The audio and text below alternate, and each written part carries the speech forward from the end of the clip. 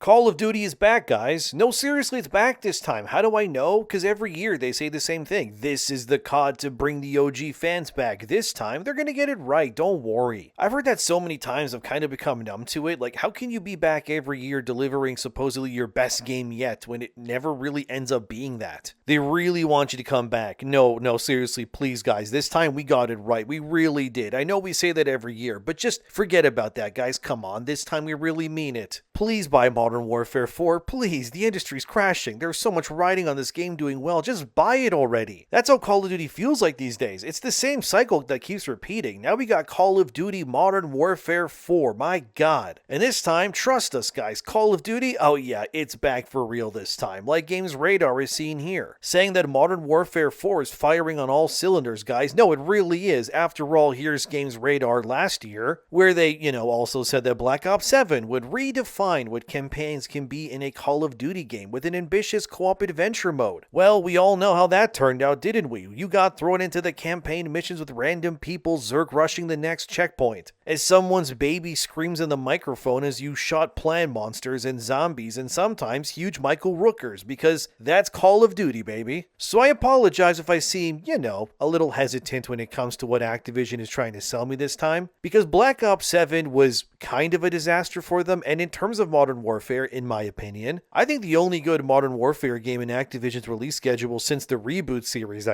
is probably the first Modern Warfare remake in 2019. Yeah, it wasn't perfect, no game is. But at least Modern Warfare 2019 had a solid, compelling campaign to me. It felt grounded for the most part, and its multiplayer was fun for what it was. I genuinely felt like I was having fun for the first time in a long time with Call of Duty when that game came out. Then Modern Warfare 2 came out, the remake obviously, and it was fine, not amazing, but already showing cracks in the armor again. I can't remember much of what happened in the second game's campaign, outside of a part where I think everyone was just wearing ghost masks unironically, and Soap was using resources around him to make traps. That was a weird game. Then Modern Warfare 3 happened, which was basically their version of Black Ops 7, who are we kidding, which was just a misguided, terrible release all around. A game that was stitched together like a Frankensteinian monster meant to be bought and played by the masses. Just look at Modern Warfare 3's Metacritic and user score here. Wow, that's definitely a score, alright. All that money spent for that score. In terms of Modern Warfare 3's budget, we don't really know. However, there was a court ruling revealed from a lawsuit that GameSpot reported on in 2025. And that document revealed that each COD game from 2020 onward has somewhere of a budget between $450 to $700 million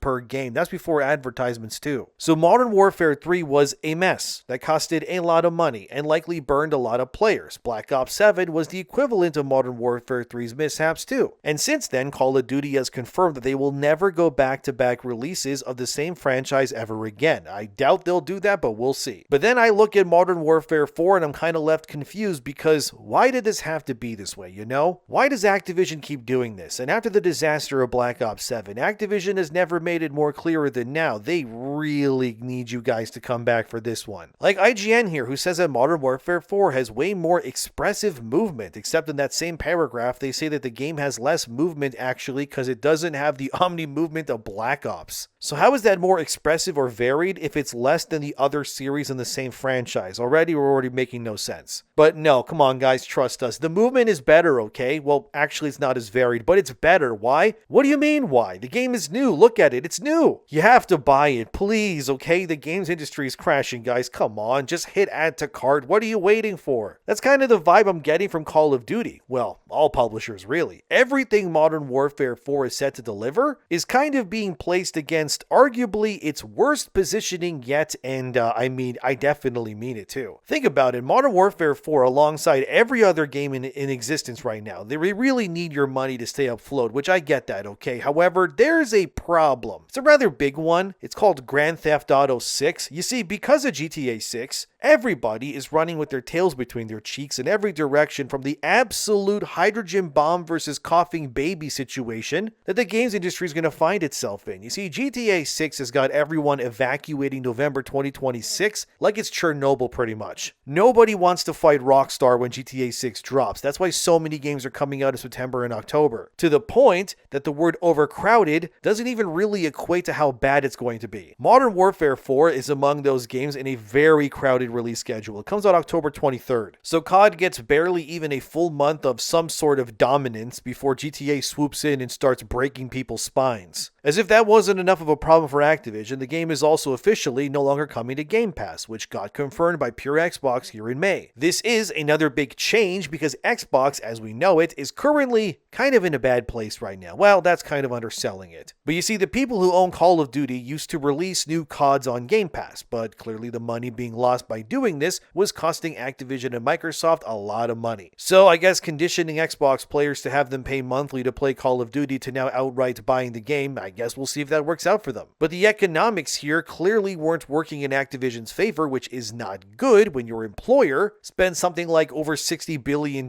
buying you guys up a few years ago. Then comes the fatigue. Like, what really will make Modern Warfare 4 any different? They're trying to backpedal and act as if Modern Warfare 4 is going to be a return to form, but they've said that too many times already. How can every game be a return to form? Does that not imply there was never a form to return to in the first place? Honestly, a lot of Call of Duty's problems could be fixed if Activision gave their series more breathing room, but they kind of never will. If Activision really wanted to give players time to play these games and love them, they would release a new game every maybe 2 to 3 years. Like, that'd be great. You know, give each game its time for full support and to shine. Really give the devs the time needed to evolve that series in meaningful ways. Activision could easily flip-flop between Modern Warfare and Black Ops releases every 2, maybe 3 years at best and still make billions. But they're so greedy, they'd rather just spend more money, tire out their consumer base, and work their development teams into cycles that are so tight that the games and their reputation suffer. I mean, not even Battlefield could turn things around. Battlefield 6's devs still had layoffs despite being Call of Duty last year. DICE still couldn't make enough money to justify the cost spent to make that blockbuster. Why does this keep happening? You see, when people say the industry is crashing, it's really not hyperbole. These games are being churned out at the rate that they are, then not even the Call of Duty loyalists can keep up anymore. It's why personally I think once GTA 6 releases, all those games in September and October are going to crash hard. And that's going to suck. And never mind the fight for your dollar between each other. GTA is going to eat everything. And COD's return to form again for like what, the 12th time isn't going to matter either. Think about Modern Warfare 4's Season 1 release, right? When that happens, it will likely come just around the time when GTA 6 drops, probably. It's usually a month after the main game releases, so that would line up. And like, who's going to play that knowing that GTA 6 is now out? Like, nobody, pretty much. And the problem there is that Xbox and Activision couldn't be in a more worse position with their mainline titles. Because how poorly Xbox has been going lately with the layoffs that are incoming and studio closures like Ninja Theory, Double Fine, and more being supposedly confirmed, there has never been a more this game as in Modern Warfare 4 needs to perform well than right now for them. Call of Duty essentially this year has the entirety of Microsoft's Xbox gaming division just riding on its success. No pressure, by the way. And if that game doesn't sell the way that it needs to, I think the results are going to be catastrophic. If anything, if Modern Warfare 4 doesn't sell billions in revenue out of the gate, it might just fast track the gaming apocalypse for everybody else involved. And honestly, I don't know if Modern Warfare 4 could even make the money that Activision and Microsoft need right now. Not just because of GTA 6 looming in the distance, but because of how bad COD's reputation is these days. People feel cheated. Look, I played Black Ops 7, and mostly to review for the channel, I gotta be real. And by God, was that a bad game. The campaign was horrific, the multiplayer just felt samey. I played its multiplayer to somewhere around level 30 to 40, I think, before I just rolled my eyes and thought, yep, this is the same hamster wheel with the same slop over and over again, isn't it? Then I never looked back. I deleted the game off my PS5 and I moved on, as many others did too. However, Modern Warfare 4 does have one ace in the hole here. Well, maybe, and that's DMZ. For those unaware, DMZ is Call of Duty's version of an extraction shooter. Think Arc Raiders, Tarkov, I guess Marathon. DMZ this time is going to take place in the exclusion zone on the Korean peninsula, and the DMZ will also have a forward operating base setting where you can 3D print your weapons. You can craft items to go into the nuclear zone of Heijin, where you can then hunt down other players for their loot, and the players who have the highest amount of wins and such are also going to be prioritized as high value targets. And then you can opt to hunt them down, and these players to take them out because these players are seen as threats to everyone else in the DMZ because they're so high on the leaderboard. So that's an interesting idea, I guess. The mode will also have audio work in a way that you can hear other players around you if they're in the vicinity, and there will also be missions in DMZ that are both story mission based, dynamic operations. Those those are going to be randomized missions that will have multiple steps that can be done repeatedly, or you can just go into the open-ended, open-world arena that is DMZ and just see what happens, I guess. This mode, in my opinion, might be COD's saving grace this year, only because Modern Warfare 4 is currently releasing this extraction shooter mode in a period where every other extraction shooter is kind of not doing the best, I guess. Marathon Steam player counts, as you can see there, are not looking hot at all. I can only imagine the numbers Bungie will have come this September or October when Modern Warfare 4 drops, and the player base is probably going to fall off a cliff and never recover, especially when GTA 6 comes out. Who are we kidding? Arc Raiders, on the other hand, is seen there, is still pretty healthy, with 50,000 users on Steam alone playing it right now. However, as Forbes reported in April this year, Arc Raiders has already lost around 80% of their player base less than a year after release. This doesn't mean that Arc Raiders is doing terrible. It's still alive and going, and they obviously still made more money than they need to for that game's budget in the first month that it came out, so they're fine. But the point still stands that currently, if you're into extraction shooters, there's not much exciting stuff going on right now that might entice you. So the idea of Modern Warfare 4 being this massive AAA package with multiplayer maps and campaign and DMZ and then some. Yeah, that DMZ mode, like I said, could be Activision's Trojan horse this year, because to really bring the players into Activision's ecosystem and hopefully keep them there, I guess maybe in theory. Well, unless GTA 6 suddenly announces they have an extraction mode, which if they end up doing that, dude, yeah, everyone's cooked. Who are we kidding then? But since we don't know that yet, Activision right now is in the unique position to deliver something players are at least yearning for. This is how Activision explained DMZ to IGN during an interview. Following the events of the Modern Warfare 4 campaign, an exclusion zone across the Korean Peninsula remains saturated with abandoned military technology, weapons, stockpiles, and destabilizing threats. Operating as a shadow CIA asset, you are deployed behind enemy lines and tasked with securing the various weapons and technology left behind before they fall into enemy hands. Activision also confirmed this DMZ mode will have AI operators, so that's PvE enemies in the zones as well. I would honestly love to play that if I could just play PvE only. Some may say, is it because you're washed when it comes to multiplayer games? Kind of, yeah, honestly. I'm not gonna lie, I would love a persistent open world gameplay experience where I could explore and level up in Call of Duty and team up with other players and face PvE threats. I think there's a big market actually for more PvE centric game modes over just PvP, but I guess we'll have to see. As Infinity Ward confirmed here, DMZ will have its own rank up system and dedicated progression that will unlock traits uniquely used by your operator character in DMZ only. So it's essentially, in theory, its own game within a game, or at least that's probably what they're going to say. Infinity Ward is also promising to evaluate the skill-based matchmaking systems that were used by Treyarch in Black Ops 7 to ensure that there's more varied matches for Modern Warfare players this time around. Personally, I never really believe these statements myself, because every time I've played a Call of Duty, the skill-based matchmaking is so convoluted, you never know if it's working as intended. One match you're dominating, the next you're in the unemployed lobby getting slapped around like you owe someone money. This is true of any game I know. I play Marvel Rivals still casually, so I don't play ranked, and even then, the amount of matches I play in that game that go from, wow, I'm amazing at this game, I'm the best, to, oh my god, I'm washed, it's like a flip of a coin on the best of days. Look, I don't consider myself bad at Call of Duty or multiplayer games. I would say I'm good, if not above average, but I'm not exactly going to go pro anytime soon, that's for sure, and I know that. Either way, though, Call of Duty's really trying to make the case here that you need to come back this time around, because